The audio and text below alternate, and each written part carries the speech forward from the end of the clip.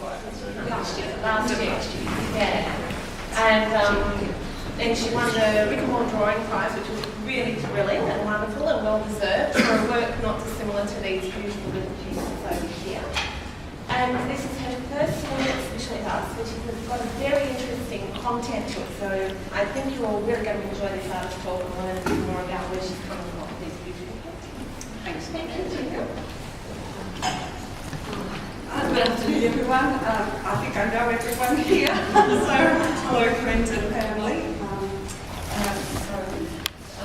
Glad you could make it.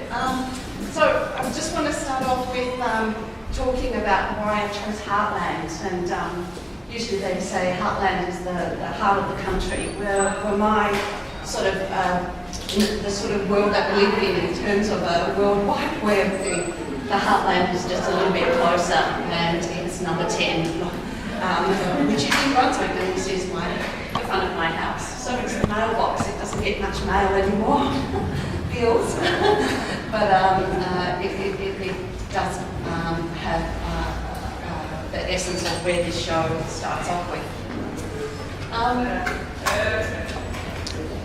How this work slowly sort of evolved from my previous work, which was more Ikebana arranged still lives, is in 1985 I actually had my first work experience, and that was at the National Gallery of Victoria. I was 15 years old, and I was lucky enough to have 3 weeks at the gallery. So they got me to start typing letters on my typewriter, or the curators. I actually wasn't very good at typewriting, and I think they realised after the first letter how many mistakes I had done, and they couldn't seem to anything out. So they said, why don't you, Gina, just walk around the gallery for a little while, and we'll just leave the typewriting to someone else. So I spent the 3 weeks in 1985, maybe it was 1986, I can't quite remember which year, but walking around the National Gallery, and it was also at the time where the major show called Golden Summers was being exhibited. So these are the paintings I was looking at as a 15-year-old, and I thought, wow, this is what the Australian landscape is about. So it really brought back a lot of memories through there. So in 2014, I decided to go into the National Gallery of Victoria and start drawing. I went in with black velvet paper and indigo pastels.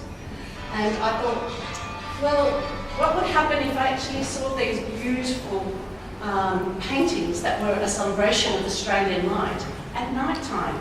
I thought, that would be interesting just to see what they would look like. And I was really thinking about time when they were painted and the time I'm actually drawing them now. So I started drawing these very quick sort of sketches in the gallery, and being very conscious as well, because people sort of look around and see drawings. Just that these are quite small. Then I actually came home and started sort of seeing, especially Davies. I always thought this was quite a potent image for me, because I liked how it was moonrise. It was the end of the day, and I thought, what would it be like to see it in the moonlight? So my sort of observations were seeing it that way. And then I started thinking about time, and I thought, oh yeah, we live down under. We live in a sort of country down under. I thought, how about if I turn these upside down and look at them in another way again? And I thought, why am I interested in upside down? It's because of this little puppet. As a 5-year-old, he was amazing. To think that Mr. Squiggle could draw these magical things with just line. And he always used to say, upside down, upside down. And I thought, yeah, you just don't see things in just one way. And as a 5-year-old, that intrigued me quite a lot. So it was a really great inspiration. And the person that invented Mr. Squiggle was the Norman Hetherington. So I thank him for The next thing that I really enjoyed was in this image by Charles Conda was combining the genres of still life and landscape. And this really sort of also brought the things that I wanted to combine, which was the still life, the Ikebana that I was working with, and the landscape, which was the Australian landscape. Even though this is not, it's in Algiers, it got me thinking about how I could combine the genres. Not just to be in a domestic scene of painting a still life in a very sort of feminine perspective, but also being able to be, you know, in a sublime landscape as well. And I thought they need to come together, but I didn't want them to be inside, you know, them to be outside. The other thing I didn't really like is vases. I just never thought that flowers should be in a vase. They should be free to be more strong as themselves. And the previous work I had done was with pelvises. I thought, well, that's a great vessel. It probably has more potency in a sexual way, in a sensual way, but also about how humans are so connected to the land and landscape. Hanging Rock was something that was coming right at the end, where there's a little bit of the landscape coming through. And I think that was the trigger for the new work as well. So those voids, those blank backgrounds were starting to emerge with the new landscape. So my inspiration was another Norman, which is, I don't know if many people know, but I seem to brag about him a lot. I never met this amazing man, but his work, even in just books that I found in op shops, absolutely astounded the way he actually worked with Australian wildflowers. He was the master of Ikebana, which is a Japanese flower arrangement word, in classical and modern. And there's a wonderful interview that was done by Billy Lam in the 1960s, and I highly recommend you have a listen to how he talks about his passion for flowers and Japan as a culture, and his time when he was talking about how, even though he was in the Second World War there, how he could actually combine Asian culture with Australian culture. And I thought, this is so now. This is what everyone should be going with, and how he embraced that. And he's absolutely lovely. So a lot of my previous work were inspired by his work. So in 2014, my family and I went to Japan, and I went to the Sugetsu headquarters. And this is my first Ikebana arrangement. I thought, well, rather than just following Norman, I'll try it myself. So as soon as you walk into the headquarters, they have all these big bins of flowers. So I'm there grabbing everything, and I'm going to put it all together. And this Japanese woman said, no. And she just gave me a couple of branches, and that's it, no more. Like this. And I was like, oh, but I really wanted to freestyle, go crazy with this stuff. So I was restricted with a sheet, and it was all measured and controlled. All the angles had to be a particular way, and these are the principles of Ikebana. So if you were to learn Ikebana, you need to start from the start like that. Well, I came out of that quite deflated because I didn't want. I thought, how am I going to do this with Australian plants? They just are not going to succumb to this. You know, they're just so wild. But when I was in Japan, I was struck by the way they did use nature. Not inside, but this was actually outside someone's house, and it was a window with this beautiful little Ikebana arrangement. And what actually happened is the sun, like a sundial, would move that circular, eternal circular light right throughout the day. So again, time changed this Ikebana from morning to night, and it had a different light right through. And I thought this probably happened in moonlight as well. So this really struck to me the way daylight and moonlight and time shifting the way you see things was quite exciting. So I really love this piece. The other great thing about what Japanese culture does with their Ikebana is they put them into public spaces. So a lot of Ikebana is actually in train stations. So you're a commuter and you're walking down the station, and then you see this beautiful arrangement. And I thought, wow, this is fantastic. Let's put these arrangements in a different way. And then I thought, let me turn it upside down like Mr. Squiggle used to do and see how it looks as well. So back at home, I get my inspiration from my garden, thanks to Hamish, my landscape architect husband, who inspired me to look at not the European sort of cottage garden all the time that I really loved before, to this amazing array of flora. Mary Creek and the surrounds, and that's just something about not only just walking but riding my bike with my friend Gina Kalabishis just over there, where we just ride the bike paths and we see these amazing things. When I visit friends, and they've all got wonderful plants, like the wonderful row over here, and they're always inspired, everyone, and even people I don't even know, like Sue, that I've met and I pinched and asked to get some flowers out of her garden. So, and all the way to the Mornington Peninsula where my in-laws live, and they've got wonderful garden there with lots of natives. So there's always an opportunity to actually gather something. So being the hunter and gatherer, I like to gather plants. The other inspiration for a bit of the work was the seaweed at Honeysuckle Beach in Shoreham. I was really fascinated with the way how these natural forms, in a way, are so unrestricted in the way that they sit on the sand. And the beauty about the way the waves bring in the seaweed, and then it changes. It actually moves slightly, and then the wave goes away again, just like a breath breathing in and out. But each time, that arrangement looks fantastic. It is exquisite. It's never wrong. So I was really inspired about the way I will form these arrangements, and that was through the seaweed. So my collection of specimens is with my bike, as you can see, as on the way, and I've got panniers and pick up stuff, and off I go. So for this body of work, I decided that I would collect a whole lot of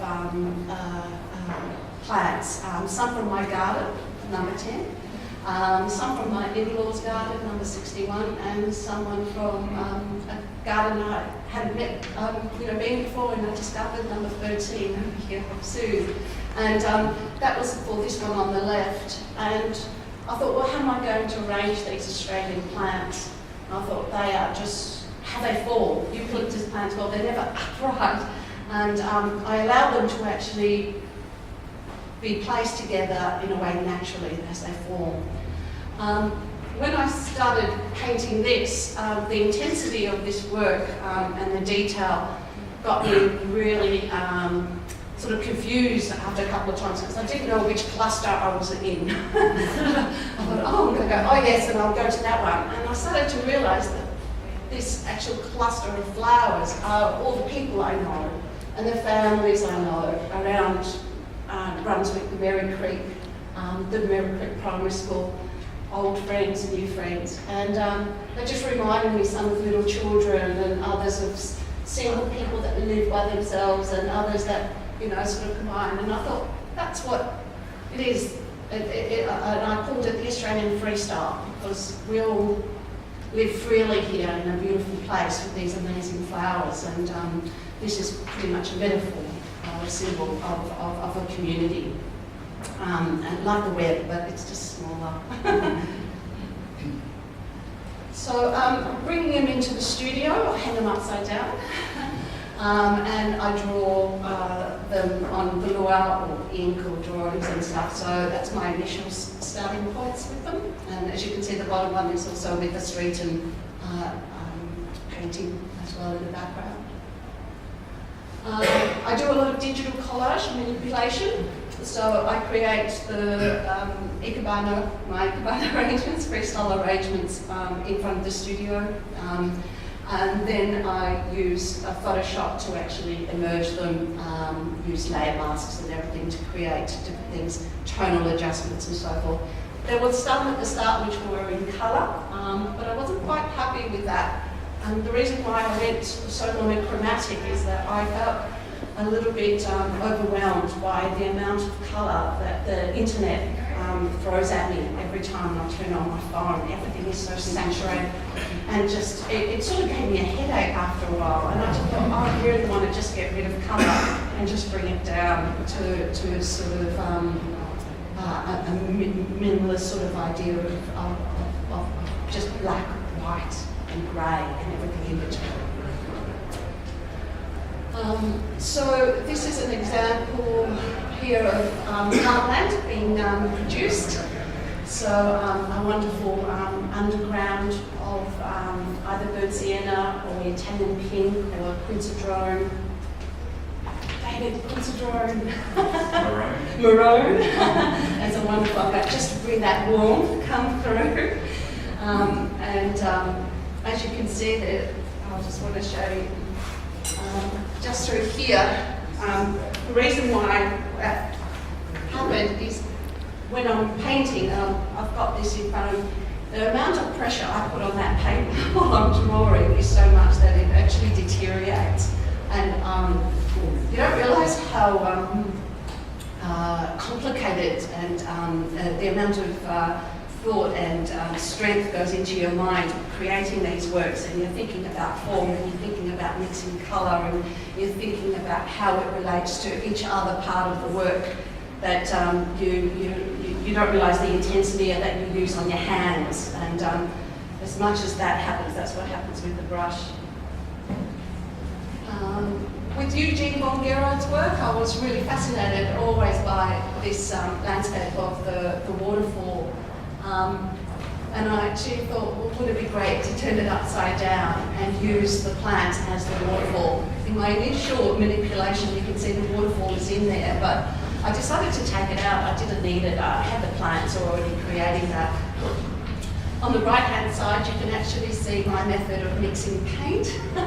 These little blocks, Prussian, ultramarine, burnt, sienna, Mars, indigo, and I would change the variation of that as I go, but sometimes I forget what I actually had in the mix. So that's my little sort of grid or information on how that is created.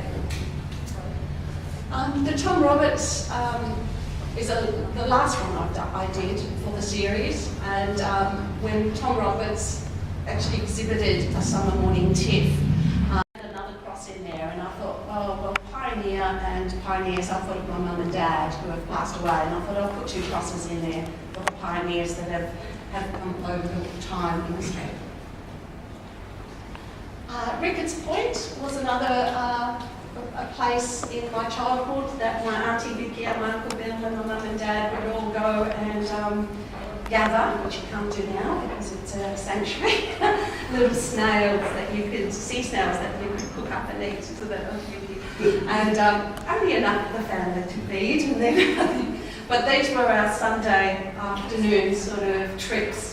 And we were such hunter and gatherers. We'd go crabbing, or we'd go mushroom collecting at Mount Macedon, or we'd always do something like that. Or if it would be, wild spinach off the side of the road, which was very embarrassing for us children to see these. Especially my grandmother with black and a scarf with a big bottom up in the air carrying all the spinach. But I'm sure it's probably an amazing delicacy and a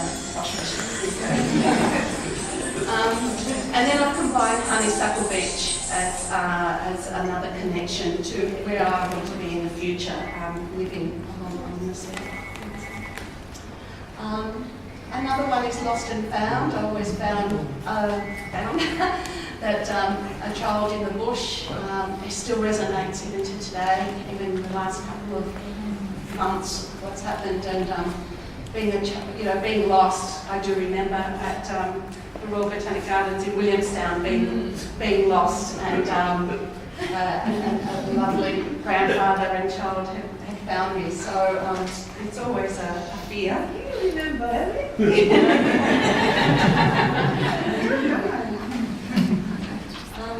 Again, this is True Blue 1. As you can see, the pressure with the painting. Again, a beautiful cluster of people. There. And The other aspect of it is I was going to call this show Love as Landscape, and there's a lot of sexual things that happen in the landscape, and there's a whole lot of loving that happens, especially with these Banksias, and I apologise now, you might not see Banksias in this way again. I'm trying to do all sorts of things with them, and you know, so taking shots and I'm going, oh no, this is just getting worse. I don't know who's going to be on top, who's going to be on the bottom, and just getting to the point where I couldn't do that position. So I decided something a little bit more warm and a sense of loving could happen just then having a little bit of a cuddle. This is called, in a way, nesting. This is about Hamish and I. The numbers in Heartland 18, 10, 29 is Hamish's birthday, my birthday, and 10 in the middle. So this is where we live. This is our little nesting place, and this is where we come together. So again, it's a bit of snuggle pot and cuddle pie.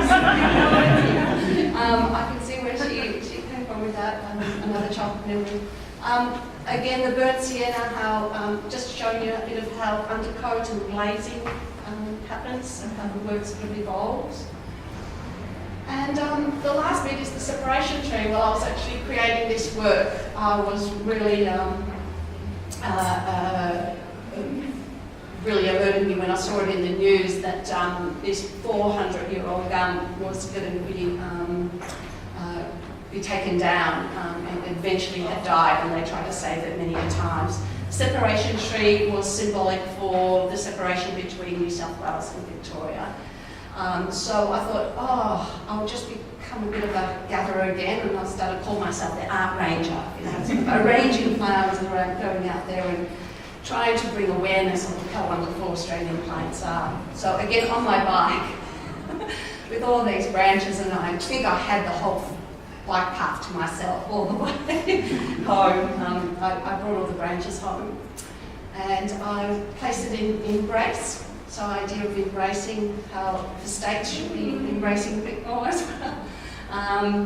And it was perfect because the Arthur region has got a single tree just in the centre there, and I thought that would be a perfect place to hang this branch from the separation tree and this wonderful eucalyptus that is from the Merry Creek together. And these are the last two works here. Heartland 117, 119, two friends that lived together side by side in Clausen Street, Fitzroy. And again, that was the gathering of their beautiful native plants and bringing it together. So each street or each community has some connection with your neighbours and your friends in some way. And I'd like to keep it short, thank you, for all these people, Hamish, Abel and Sandy, three beautiful boys, Simon Gregg, who wrote an exquisite essay on the show, Art Spectrum, David and Tamara. These works wouldn't actually happen without the amazing paint that only just comes from Brunswick. It doesn't even travel that far, and these were created with that wonderful Art Spectrum materials. Angela Morrissey, my neighbour on the other side, who did fantastic massages when I needed them. Jenny Colin were riding with me and keeping me sane, and Anne-Marie and Tim giving me an air conditioner because it was really hot in summertime to paint. Paul Borg, amazing Paul Borg, my teacher and mentor, fantastic painter. I highly recommend you look at his work. He was my doctor when things went wrong. And all the wonderful families of Merry Creek. Harry and Sally for giving us the caravan to have a little bit of a break. Richie and Tina for their wonderful place in Anglesey. Claire and Melanie for having me here at Flinders Lane. Omar, who does the most beautiful framing, I highly recommend. He does it with such a passion that it's always a joy to see. And the Royal Botanic Gardens, and to the family of friends here who are the heartland of Australia, Australian culture. And happy birthday, Angie.